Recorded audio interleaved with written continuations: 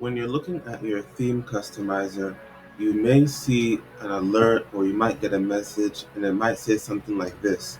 You either have a new version of your theme, there's a new copy of your theme available, maybe it says there's an update available or something of that nature. And so normally you would either go here and you would click at the theme library, maybe you would click update or something like that, and then it would let you update your theme.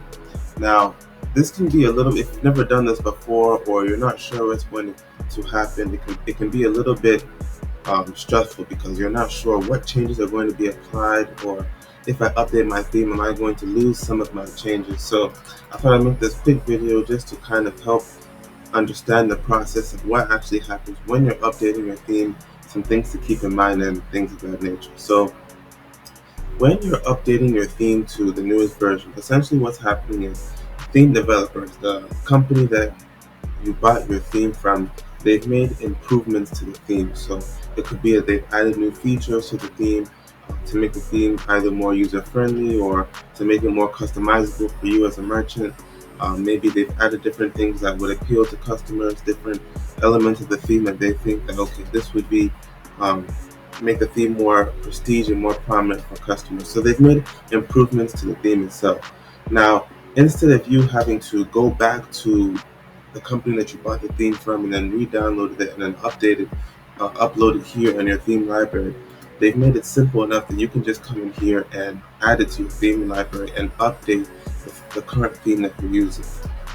Now, this, when you do update your theme, you do have to keep in mind that if you've made any custom customization on your theme, so let's say you work with a developer and they fixed some issues on your theme, or maybe they built in some custom sections, or they made some theme customizations.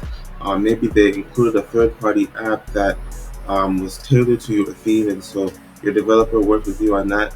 If you update your theme, that may or may not get removed from your theme. And so you want to make sure that when you do update your theme, you have a sense of what some of those custom changes are, so that when you're working with a developer, whether it's the one that previously made those changes or you're working with a new developer, you're able to see, what are some of the changes that we need to custom build into that way you don't lose your customizations when upgrading to a new version. And so usually when you do update your theme, what will happen is you will get some feedback based on what couldn't be transferred. So what I would recommend doing is, when you get this message here, I would make a copy of this theme. So if you get it on your main theme here that they tell you it's time to update, don't go ahead and just update it. Make a copy.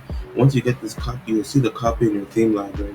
Then what I would say is update that copy. So this copy is not your live theme. It's not going to affect your live website.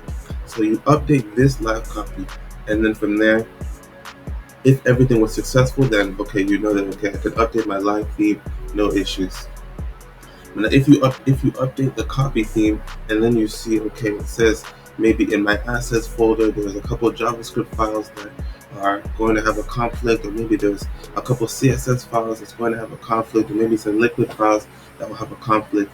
Then what you can do is you can take this information, you can show this to the developer and say, okay, maybe these 7 files in my assets file and my sections folder are having a conflict when I try to upgrade this theme. So can you look inside these files here and see what it is that needs to be applied to my main theme? So by following this process here, you can make sure that everything is safe when you're actually performing this upgrade.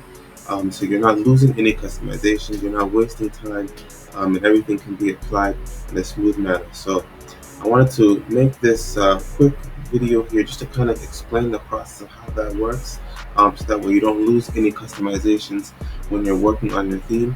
If you're looking for any development help, if maybe you're looking to upgrade your theme, I recommend you feel free to check out our website here, take a look at our work, see what we've done, see what other people have said.